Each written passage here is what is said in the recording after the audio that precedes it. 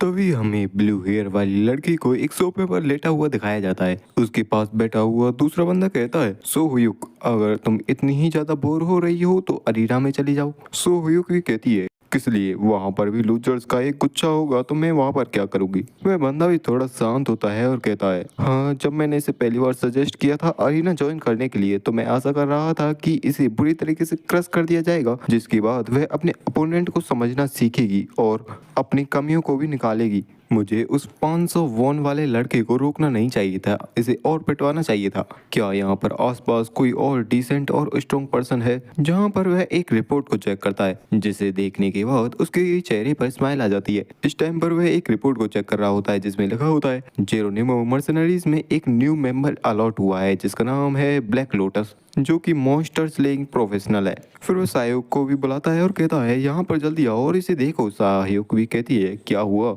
वह लड़का भी कहता है, देखो तुसी से, वे लोग इसे इसलिए हाइप कर रहे हैं क्योंकि इसने कुछ ट्रेस मॉन्स्टर्स को मार रखा है। साहयुक भी कहती है, तो क्या हुआ, मैं क्या करूँ इसमें? वह लड़का भी कहता है, तुम सच में एक इडियट हो। जिसकी बात को सुनकर साहयुक भी उस पर चिल्लाने लगती है। वह भी कहता है, एक बार इसे देखो तो सही, यह वही है 500 वॉन।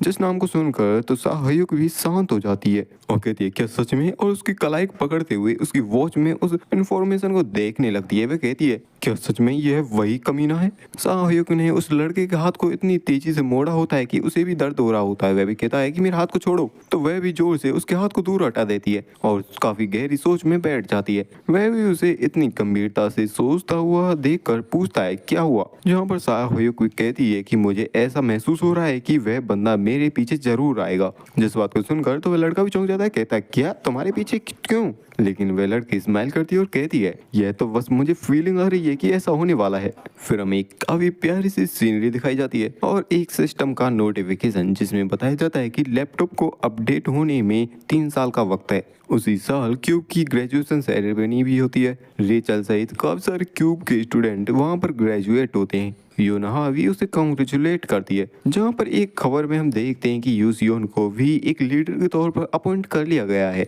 जहां पर क्यूब के 2 स्टूडेंट्स ने एक इंटर्नशिप के लिए अप्लाई भी किया है, जिसमें एक है क्यूब का नंबर 1 स्टूडेंट किम सोहू। यूसियोंग भी उन्हें देखकर काफी ज्यादा ही खुश होती है और बताया जाता है, यू सियोंग नई गिल्ड लीडर ने यह शपथ ली है कि वे अपना सब कुछ गिल्ड को दे देगी। फिर आता है दूसरा साल, जहां पर हमारी चानायुन अपने फुल कंसंट्रेशन के साथ करती है अपनी पूरी प्रैक्टिस को। जहां पर वह ब्लू हेयर वाली लड़की भी काफी काम करती है। बचा होता है 1 साल। इस टाइम तक तो ये भी काफी ज्यादा ही फेमस हो चुका होता है और रेचल भी वापस लौट जाती है। जहाँ पर योना भी अपने गिल्ड के कामों को लेकर काफी ज्यादा व्यस्त रहने लगती है। किमसो अपने साथियों के साथ मिलकर मॉन्स्टर्स का शिकार करता है। इसी तरीके से 3 साल ऐसे ही बीत जाते हैं। फिर हमें दाजिंस की सिटी पेंडुमोनियम का सीन दिखाया जाता है। तभी कोई उस ब्लैक हुडी वाले पर्सन, जो कि बेसिकली हमारा हाजिन है, उससे कहता है, तुम अपने सामने जिस टावर को देख पा रहे हो, कई लोग कहते हैं कि वह दाजिंस के बिल्डिंग्स का फाइनल एंड है, तो क्या तुम तैयार हो? जहाँ पर हमारा हाजिन भी कहता है, हाँ। दूसरी तरफ से वह बंदा भी कहता है, उसे भूल मत जाना जो कि हमारे बॉस ने बताया है। जहाँ पर हमारा हाजिन भी बात को पूरा करते हुए कहता है, हाँ, उन्होंने कहा कि इसे एक ही शॉट में खत्म करना है। जहाँ पर हमारा हाजिन भी अपनी बो के साथ तैयार हो जाता है और अपनी स्टिंगमा की पावर्स के साथ फॉर्म करने लगता है एक एरो को। प्रॉपर्टी उसकी एक्सप्लोजन रखता है और पर्पस रखता है कोलैप्स करना। जहाँ पर इस टाइम तक उसने अपने एरो को भी लोड कर लिया होता है। उस एरो के ऊपर पिच ब्लैक कलर का अलग ही माना छा जाता है। एक्सटर्नल मैजिक एम्पलीफिकेशन और रैंडम एनहेंसमेंट को एक्टिवेट करते हुए उसमें वह अपनी पूरी पावर को लगा देता है। तभी शूट करता है उस एरो को,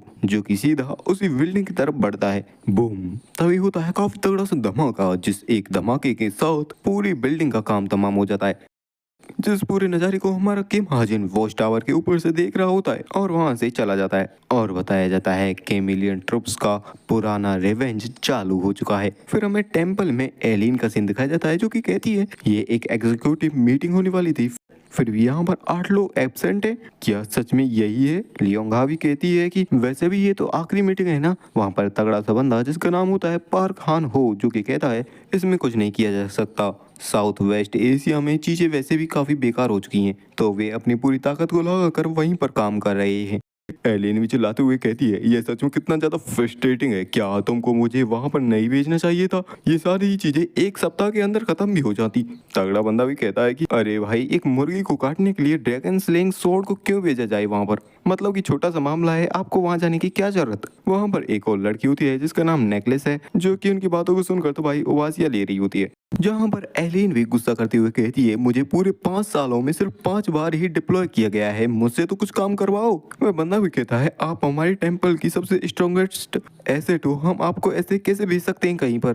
और आखिर किसको पता क्या हो जाए कब? बेचारी एलियन भी थक चुकी होती है, वह भी कहती है छोड़ो इसे, मैं तो वैसे यहाँ पर अपना टाइम वेस्ट कर रही हूँ, चलो मीटिंग को स्टार्ट करते हैं। वह बंदा भी रिपोर्ट देते हुए कहता है आज लगभग रात के 8 बजे एक टेरर अटैक हुआ था पेंडेमोनियम में। वह टावर जिसे सेल 1 जो कि थर्ड एग्जीक्यूटिव है फाइनल एंड का, उस टावर को पूरी तरीके से डिस्ट्रॉय कर दिया गया है और ऐसा माना जाता है कि सेल 1 मारा जा चुका है। एलिन भी कहती है क्या वे आपस में ही तो नहीं लड़ रहे? वह बंदा भी मना करता है और कहता है एक बार इस फोटो को तो देखो, वहाँ क्लॉक टावर पर किसी ने इस एरो को शूट किया था और ये हमारे किम हाजन की फोटोज को ही दिखा रहे होते हैं। अब ये लड़की एजन लड़का है कहती है सच में कितनी इनक्रेडिबल डिस्ट्रक्टिव पावर है, वो भी एक सिंगल शॉट में। वह बंदा भी कहता है हाँ, हमें इसके अंदर देखना होगा। और देखने से ऐसा लगता है कि यह बंदा उस ग्रुप का नया रिक्रूट हुआ मेंबर है। जिस बात को सुनकर सारे ही लोग एकदम सतर्क हो जाते हैं। नेकलेस भी पूछते हैं एविडेंसेस के लिए, वह भी कहता है इस फोटो को देखो, जिस फोटो में होता है एक ब्लैक लोटस, जिसे देखने के बाद सारे लोग चौंक जाते हैं। एलिन भी कहती है कि ऐसे सेम ट्रेसेस 7 साल पहले भी छोड़े गए थे, लेकिन इस बार वह सेम पर्सन नहीं दिख रहा। ब्लैक लोटस जिसे मैं जानती हूँ वो कोई ऐसा पर्सन नहीं है जो कि वो को यूज करे। वह बंदा भी कहता है हाँ, मैं इस ग्रुप को 20 साल से चेज कर रहा हूँ, लेकिन फिर भी मैं उनके ऑब्जेक्टिव का पता नहीं लगा पाया हूँ। मुझे यह भी नहीं पता कि उन्होंने उस बिल्डिंग पर जो अटैक किया था, क्या यह उनका दाजिन्स के खिलाफ कोई गुस्सा था या फिर कोई कॉन्ट्रैक्ट, और या फिर इसका कोई और भी कारण है। ये चीज मुझे सच में काफी ज्यादा ही बॉदर कर रही है कि वे 3 साल से इतने शांत बैठे थे और अचानक हमारे सामने आने लगे। नेकलेस, तुम्हें इस इन्वेस्टिगेशन को हैंडल करना होगा। तभी एलन कहती है नहीं, इस काम को मैं करने वाली हूँ। वह बंदा भी मना करता है कि नहीं, आपको इसमें कुछ करने की जरूरत नहीं है। एलन भी कहती है हाँ, मैं ही इस काम को करने वाली हूँ, क्योंकि वह ऐसा बंदा है जिसे पुराने ब्लैक लोटस को रिप्लेस करने के लिए लाया गया है, तो वह इतना स्ट्रॉन्ग तो होगा ही ना। इस बार मैं उसे नहीं जाने दूंगी, मुझे उसके सारे डाटा को भेजो। जहाँ पर एलन उस बंदे के ऊपर अपनी पावर्स का यूज करती है और उसकी उंगली को कंट्रोल करते के साथ उस डाटा को सेंड करवा देती है, जो कि सीधा उसी की वॉच पर आ जाता है। वह बंदा भी चलाते हुए कहता है प्लीज मेरे ऊपर इसका यूज मत किया करो, और फिर वह वहां से जाने लगती है। वह बंदा भी कहता है अरे मीटिंग तो अभी भी एंड नहीं हुई है, आप कहाँ जा रही हो? और योंगा तुम भी? योंगा भी कहती है हाँ, मैं उसे असिस्ट करने के लिए जा रही हूँ। वह बंदा भी परेशान हो जाता है इनकी ऐसी हरकतों को देखकर और कहता है ये सच में काफी थका देने वाला है। जहाँ पर हम हमारी बॉस और बाकी के टीम मेंबर्स को देखते हैं जो कि किसी चीज को देख रहे होते हैं। तभी वहाँ पर पोर्टल ओपन होता है। वह लड़की कहती है तो तुम वापस आ गई, काफी अच्छा काम किया तुमने। किम हाजिन, तो हाँ भाई, हमारे हाजिन ने भी फेस रिवील कर दिया है। और इसी के साथ ये चैप्टर यही एंड होता है। वीडियो को लाइक, चैनल को सब्सक्राइब कर देना for next chapter. Thanks for watching.